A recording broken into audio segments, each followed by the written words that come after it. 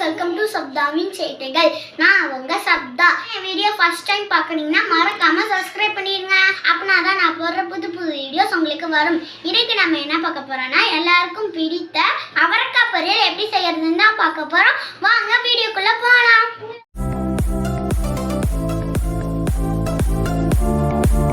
அவரக்காய் பொரியல் செய்ய தேவையான பொருட்கள் என்னென்னு வாங்க பார்க்கலாம். அவரக்காயை நான் பொடி பொடியா கட் பண்ணி வச்சிருக்கேன்.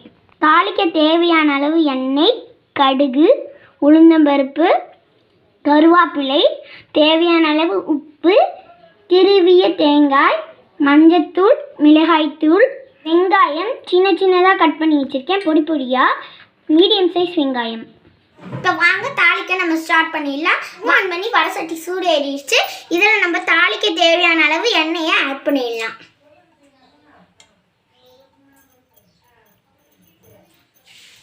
எண்ணெய் சூடு ஏறிடுச்சு. இதில் நம்ம கடுகை ஆட் பண்ணிக்கலாம்.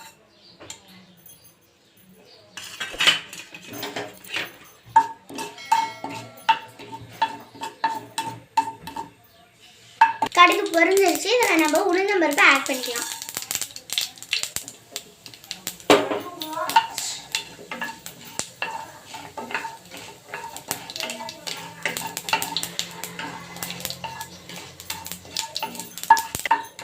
உளுந்தம்பருப்பு சவந்துருச்சு. இதில் நம்ம வெங்காயத்தை ஆட் பண்ணிக்கலாம்.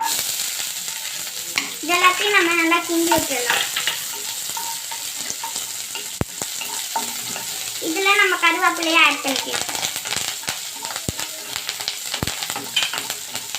நல்லா நம்ம வதக்கிக்கலாம்.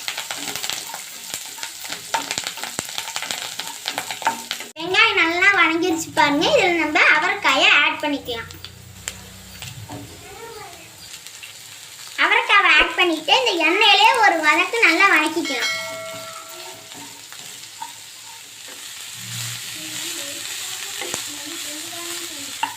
இது பாருங்க, நல்லா கலர் சேஞ்ச் ஆயிடுச்சு.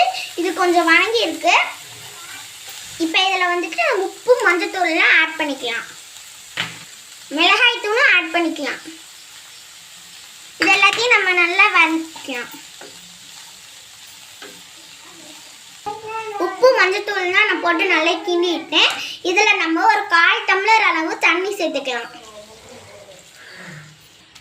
இது எல்லாத்தையும் நல்லா நம்ம கிண்டி விட்டு மூடி போட்டு ஒரு 5 நிமிஷம் நல்லா வேக வச்சுக்கலாம். இப்போ இதில் நம்ம மூடி போட்டு மூடி வச்சிடலாம். அடுப்பை குறைச்சி வச்சு ஒரு 5 நிமிஷம் இது வேகட்டும். அப்புறமேட்டுக்கு நம்ம ஓப்பன் பண்ணி பார்க்கலாம்.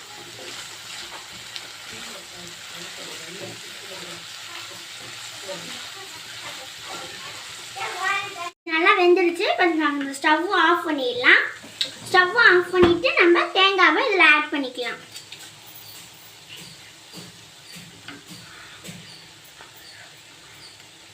இது எல்லாத்தையும் மறுபடியும் நம்ம நல்லா கிண்டி விட்டுறலாம்.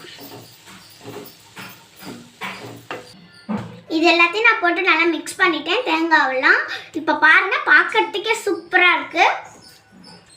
இதை நம்ம சாதத்தில் போட்டு பிசைஞ்சு சாப்பிட்டா ரொம்பவே சூப்பராக இருக்கும்.